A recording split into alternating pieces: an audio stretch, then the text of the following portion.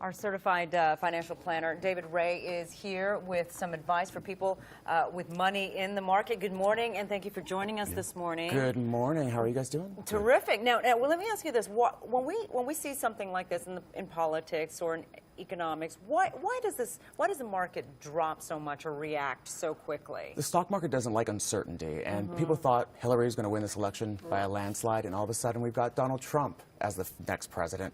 It just doesn't like to react that, and you saw the reaction last night. The markets were going crazy. So lots of us, we're not financial experts, but maybe we have a 401k or we have other investments and we don't follow them that closely.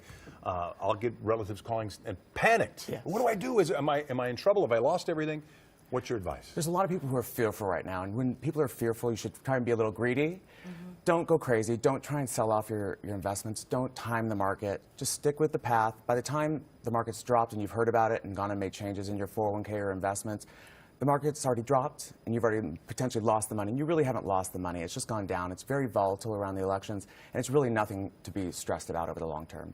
Like a roller coaster. Yeah. It's a little roller coaster. Every time we see something like this politically or internationally, the markets move in a way where you said reacted emotionally. So investors, when we see this in the future, what can we do? Should we just stay put, not do anything? Well, think back to 2008, Obama was elected. The market dropped over 5 points, and it came back and has doubled since it comes back. It's more than doubled since he's been the president. So can you guys put up the big board again? Just take a look at the numbers on the Dow, because we're being told that it's actually up now. The market's up. So if you sold last night, you would have sold last night and probably lost some money, and now we're up. You've actually made money, which is a bit surprising. That's a pretty much 900-point move, give or take. Yeah. We saw the same thing with the Brexit. There was 2 days of maybe $900 or 900-point loss, and then it's roared back. So we're up quite a bit from the Brexit, which is the last time something like this happened. Sure, and the president-elect is a businessman.